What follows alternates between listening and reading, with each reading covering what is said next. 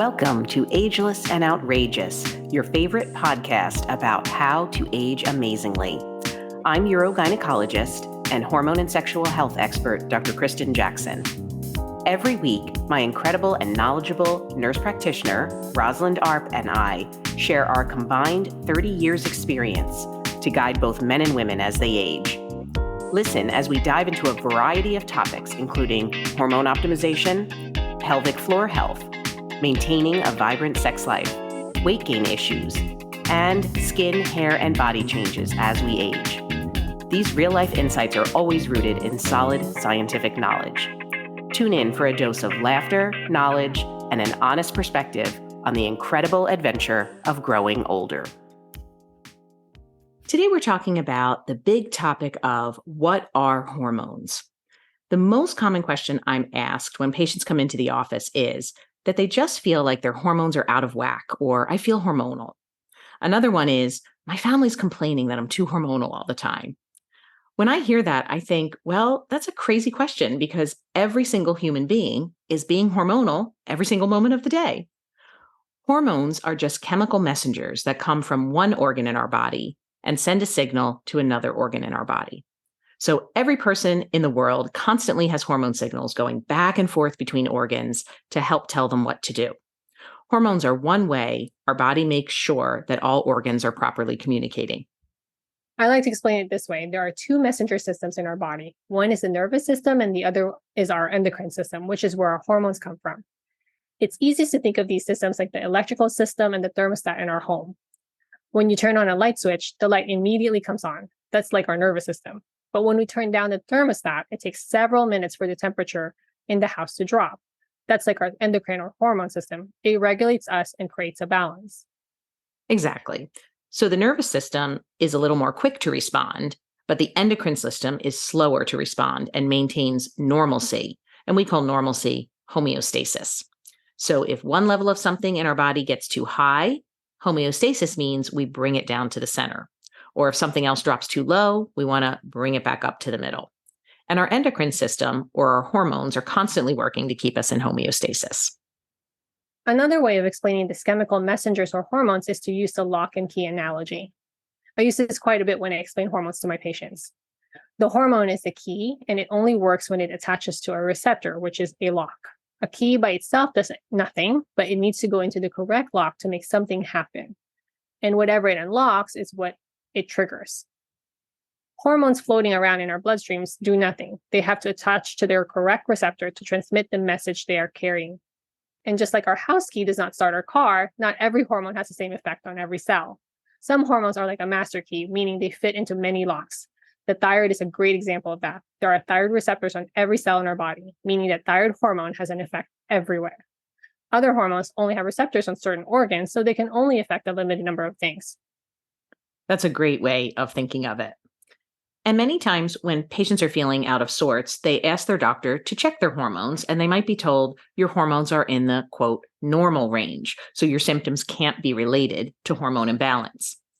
To really understand that, we need to look at how the normal range of hormones was created.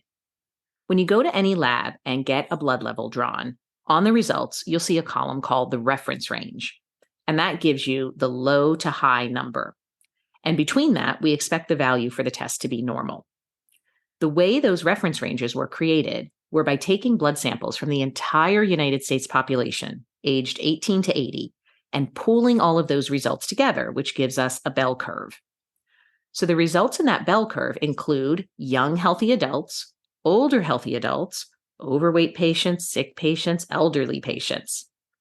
Depending on where your own personal result falls on that bell curve, might mean your result is closer to a healthy 18 to 20-year-old, or it could be more like a sickly, overweight, older person. And you can imagine, for optimal health, we want our patients to be closer to the healthy 18 to 20-year-old part of the bell curve. When we're talking about women's hormone levels, it can get even more complicated because many hormones rise and fall with the menstrual cycle.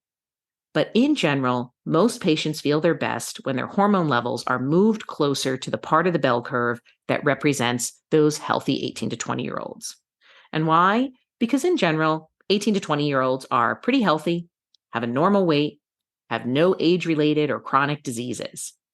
If we drew a bell curve that just included those healthy patients, it would be much narrower, meaning the reference range for normal lab values would be much tighter.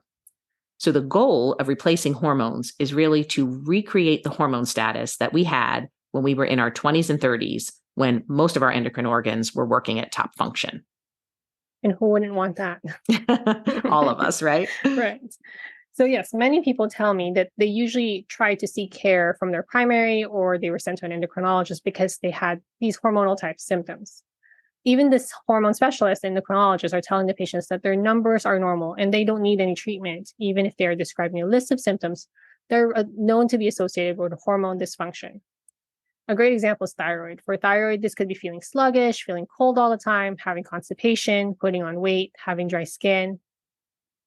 Another hormone's testosterone. The symptoms usually is fatigue, poor energy, poor stamina, night sweats, low libido, and brain fog. These are well-known symptoms associated with suboptimal hormone levels. But endocrinologists are quite busy, and as they are usually filled up with so many patients with full-blown diabetes or off-the-chart thyroid disease. They're really best at treating patients who have a condition where their levels are so bad they're out of the reference range. And they typically don't treat suboptimal hormone levels.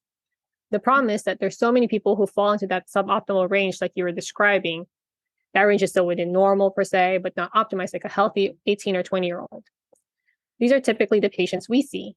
They are not overtly diseased, but they want both symptom improvement and healthier aging. Right. And even during my OBGYN residency, you could see that focusing on optimizing hormones was not something of huge value. We didn't spend a lot of time or energy learning this.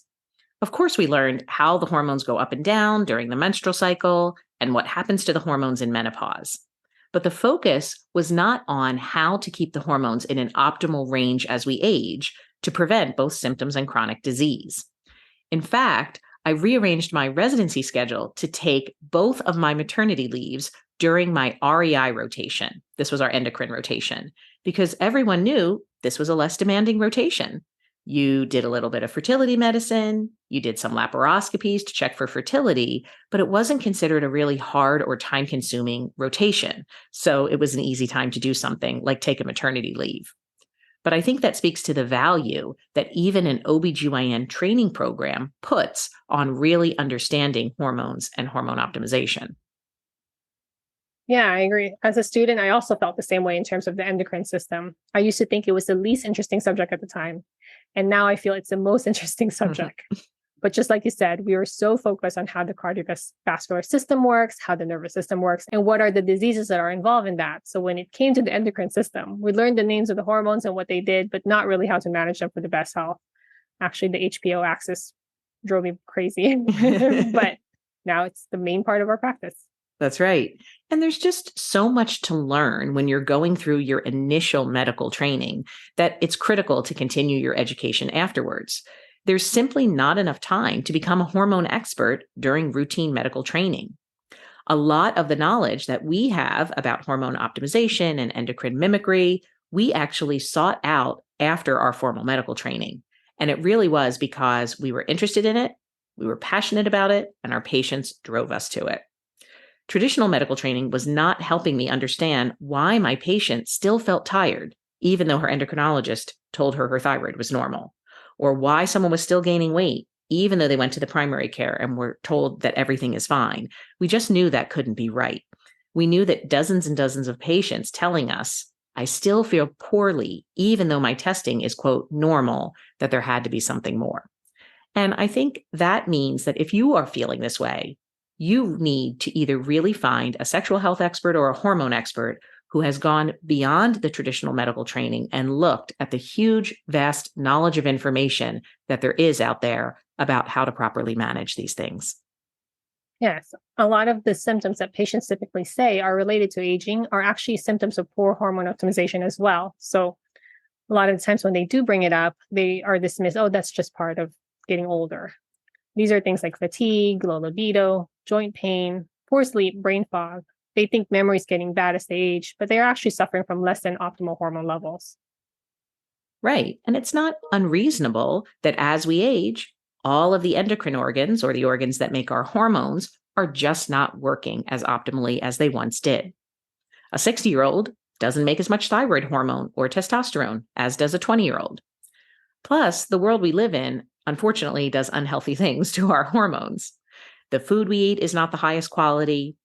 Processed foods can interfere with optimal hormone production and function. And even if we're trying to eat a healthy diet that's plant-based, low in animal fats, and high in plant proteins, the food that we're presented with might be genetically modified or farmed in such a way that it's just not as nutritious. It can be treated with synthetic hormones, so it just doesn't have the nutritional quality that we would like it to have. Stress levels can also contribute to poor hormone production. Aging damages our hormone receptors, so it takes more hormone to create the same effect as it once did. And of course, if someone's had surgery, specifically removing or damaging one of their endocrine organs, that's going to make their hormone levels take a big hit. So these are some of the things that can happen as we age and just continue to go through life that lead to us having suboptimal hormone levels. Yes, I had a 60-something-year-old recent patient who came in and said, I really want to check my hormones. She had been married for many years and she said she still loves her husband very much. However, every time he tries to be intimate with her, she moves away or tries not to touch him or make him think she's leading him on. So she would avoid even hugging him or even touching his arm just because she did not want to have to say no to him later on. So she really felt something was off. When I checked her hormones, her testosterone levels was suboptimal. Actually, really suboptimal. It was in the 5 range. We gave her testosterone replacement therapy. And when she came back for follow-up recently, she was saying that this has been a life changer. And those are my favorite patients. Now, not only is she more interested in being intimate with him, she can just hold his hand or hug him again without feeling stressed about it. She's quite happy with the results. That's such a huge change, and something that another provider may have told her, well, your testosterone is in the normal range, right? Within that big, wide bell curve, so there's nothing we can do for you. But if we look at where she landed on the bell curve of testosterone, she was really in the significantly low end, which is the unhealthy end, and she was feeling significant symptoms from that. Being able to ask about those symptoms and how they might relate to suboptimal hormone levels is so critical. All we're doing is moving her testosterone level from the low end of the bell curve to the higher end of the bell curve. But when we do that, our patient feels a world of difference in symptoms and quality of life. For testosterone specifically, the range of normal goes from 2 to about 70. So how in the world can someone whose testosterone level is 2 feel the same as someone who's 70? So you said your patient was a testosterone level of 5 or something like that. Mm-hmm. I mean, even if you push her up to testosterone of 50, she's going to think you've made a massive difference in her life. If more people could recognize the symptoms and poor quality of life they feel from their hormones being on the low end of normal, they would know that pushing those levels to a higher end of normal can completely change not only how they feel today, but how they age better as time goes on. Thanks so much for listening to today's episode. No information from this recording is intended as a diagnosis or treatment for any disease. If you are enjoying the show, please subscribe so you don't miss any of our exciting episodes. And we love to hear from our listeners and would be grateful for your positive review. We'll talk next time.